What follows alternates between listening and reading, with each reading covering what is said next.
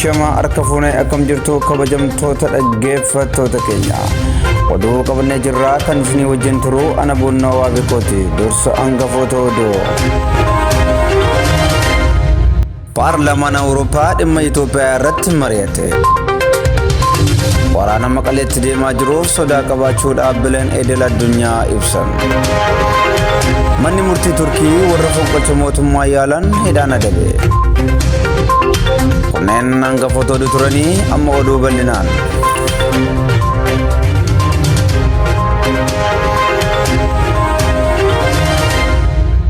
Gamtaan Paarlaamaa Awurooppaa dhimma Itoophiyaa irratti mari'achuun dhaga'ame. Gamtichi dhimma Itoophiyaa irratti marii taasiseen hidhamtoota siyaasaa hundaa hatattamaan hiikamanii mariin qaamolee dhimmi biyyattii ilaallatu hunda haammate wajjin taasifamuu akka qabu gaafateera. Miseensotni paarlaamichaa hedduun yaada kennaniin badhaafamaa Noobela nageenyaa Abiyyi Ahmed daandilee nageenyaa biyyattii hunda cufeera. Namoonni bakka hundatti ajjeefamaa jiru. Muummichi ministeeraa gaaffii nageenyaa araaraa qaamoleen hedduun gaafatan dideeraa jedhanii dhimma biyyattii irratti yeroo hin qabnu gabaabaadha. Gamtichi ariitiin dhimma Itoophiyaa ilaaluu qabas jedhaniiru. Waraanni naannoo Tigraay irratti adeemsifamaa jiru hedduu kan isaan yaaddesseef biyyattiin gara qoodinsaatti adeemaa jiraachuus akeekanii hidhamtoonni siyaasaa martuu haala duree tokko malee hiikamuu akka qabanis gaafateera. Gamtaan kun dhimma Itoophiyaa irratti kan mari'ate yeroo bakka buutonni Afrikaa sadii jaarsummaaf Itoophiyaa jiranitti ture. Labsiin waraana marsaa sadaffaaf mootummaan Itoophiyaa naannoo Tigraay irratti labse sodaachisaa ta'uu dhaabbileen idil addunyaa fi biyyoonni hedduun gaafatan. Dabalata oduu kanaa Caalii Guddataa akka armaan gadiitti dhiyeessee jira. Labsii waraana marsaa sadaffaa mootummaa Itoophiyaa naannoo Tigraay irratti sodaachisaa ta'uu dhaabbileen idil addunyaa fi biyyoonni hedduun dubbatanii. Raayyaan ittisa biyyaa tarkaanfii boqonnaa isaa isa sadaffaa fi isa dhumaa akka raawwatu ajaja kan kennan hoogganaan mootummaa Abbaa Irree Abiyyi Ahmed duula kanaan namoota nagaaf eeggannoo guddaa goona jedhanii. UN dabalateen dhaabbilee idil addunyaa hedduun magaalaa jiraattota walakkaa miiliyoonaa ol qabdu Maqaleetti duulli gaggeeffamu lubbuu namoota nagaa balaarra buusaa yakki waraanaa akka hin raawwatamne ni sodaachisa jechuunis yaaddoo isaanii ibsaa turanii. Waraanichaaf itti gaafatamummaa kan fudhatan Koloneel Abiy Kaleessa akka jedhanitti dafqa lammiilee keenyaan kan ijaaramte magaalaan Maqalee irra miidhaa guddaan akka hin geenye wanta danda'amu hunda ni goona jedhanii. Hambaaleen manneen amantaa kanneen tajaajila uummataaf kennan dhaabbileen misoomaa fi manneen jireenyaa uummataa xiyyeeffannoo haleellaa akka hin taanetti of eeggannoon ni taasifama jedhaniiru.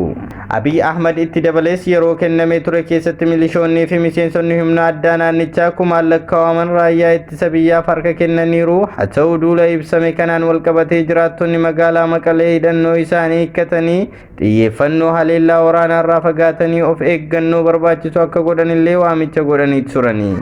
Jiraattonni magaalattii badii qaqqabu xiqqeessuuf miseensota TPLF qabuuf gahee isaanii akka bahanis dhaamaniiru. Koroneel Abiy ittuma fufanis raayyaan ittisa biyyaa dhaabbilee fi namoota nagaarra miidhaa osoo hin geessisin hooggantoota TPLF seeratti dhiyeessuuf mala isa dandeessisu qopheesseeras jedhanii. Haa ta'u malee mootummaan Tigraay immoo haleellaan namoota nagaa irratti raawwachaa jira jechuun himachaa jira. Qeerroon magaalaa Roobee daandilee konkolaataa iddoo garagaraatti cufuun naannichatti sochiin hawaas dinagdee akka hin jiraanne taasisuun amma danda'ametti labsicha milkaneessuuf hojjetaa akka jiran dubbatan. Abbootiin qabeenyaa waamicha qeerroo jalaa hawwaachuun akka labsichi milkaa'uuf konkolaataa isaanii dhaabuun manneen daldalaa cufanis waraanni mootummaa Abbaa Irree daldaltootaa fi abbootii qabeenyaa dirqisiisuun manneen daldalaa bansiisaa jiru kan jedhu maddi keenya daldaltoota gara hojii deebuu didaniin yoo gara hojii hin deebitan taatan adabbii guddaatu isin eeggata jechuun doorsisaa jiraachuu isaanis himeera. Rakkoo nageenyaatiin walqabatee hidhaa fi dararaanis magaalattii keessatti cimee kan itti fufee jiru ta'us maddi keenya ibseera.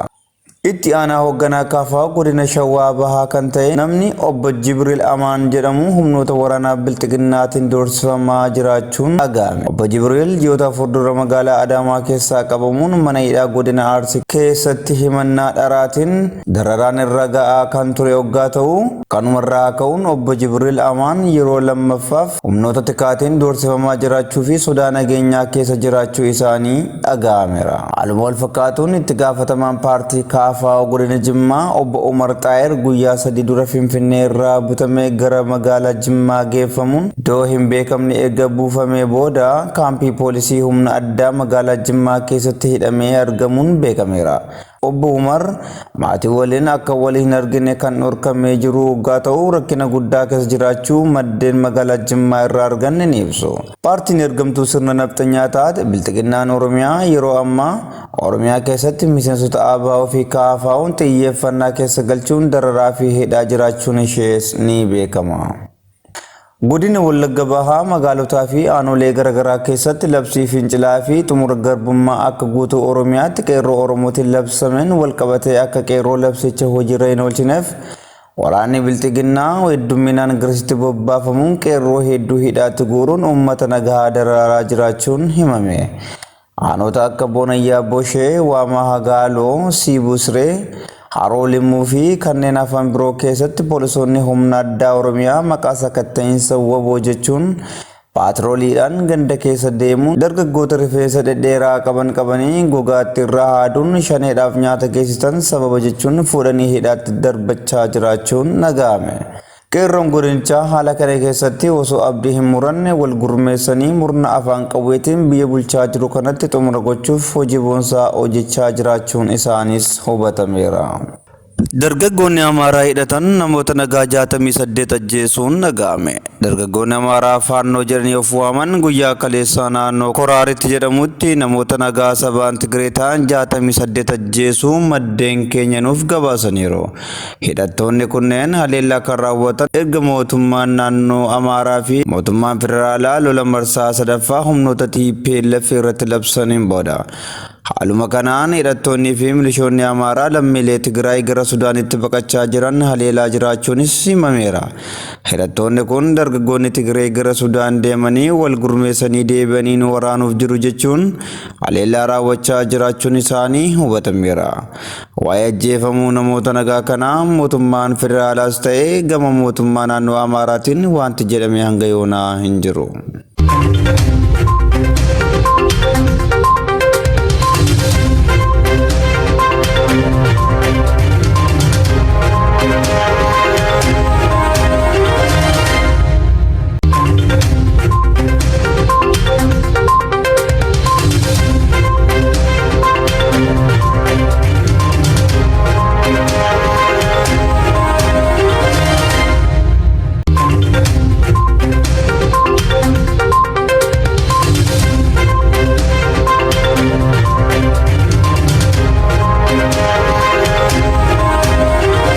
Manni murtii Turkii qondaaltota waraanaa fonqolcha mootummaa geggeessan hidhaa umurii guutuun adabe. Bal'een oduu kanaa Caalee Guddataa akka armaan gadiitti dhiyeesseera. Manni murtii Turkii qondaaltota waraanaa fi kanneen 337 kanneen yaalii fonqolcha mootummaa bara 2016 keessa harka qaban irratti hidhaa umurii guutuu dabarse. Qondaaltonni waraanaa gameeyyiin kunneen buufata dhiyeenya magaalaa Ankaaraatti dhiyoo jirtu Akkincii jedhamturraa yaalii fonqolcha qindeessan jedhamuun himatamanii.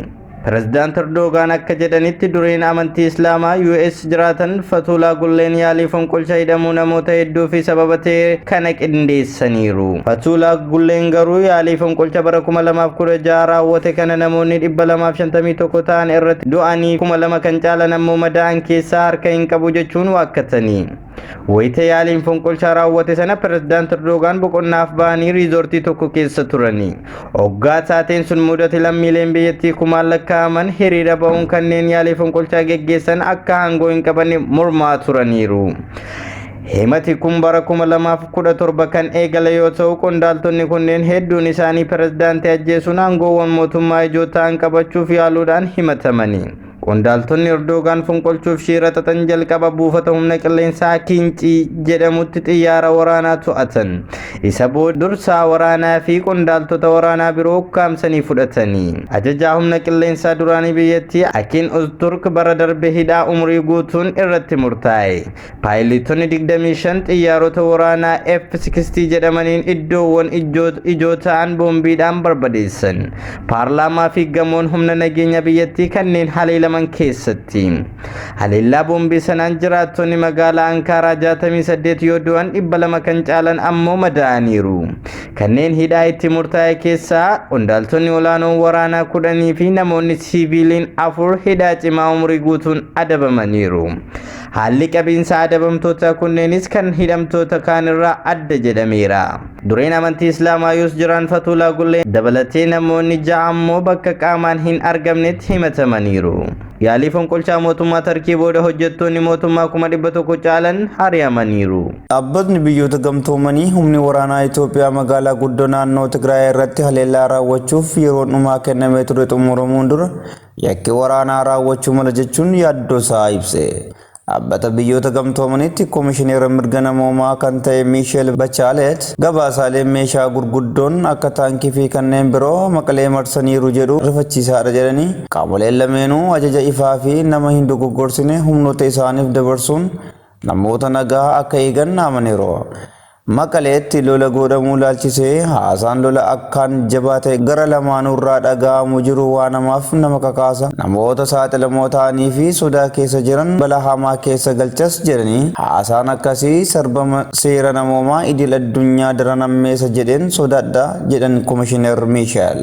Lolli mootummaa federaalaa fi humnoota naannoo Tigraay gidduutti geggeeffamu erga eegalee torban sadaffaa isaa kan qabate waggaa ta'u lola kanaan yoo xiqqaate namoota dhibbaan lakkaa'aman lubbuu dhabaniiru kumoota kurnanii kan lakkaa'aman ammoo qe'ee isaan irraa buqqaanii Sudaanitti baqataniiru. Dhaabbileen gargaarsaa lolli kun rakkoo namoomaa ammaa taa'ume ba'a Afrikaas tasgabbii dhabsiisuu mala jechuun sodaa qaban ibsachaa turaniiru.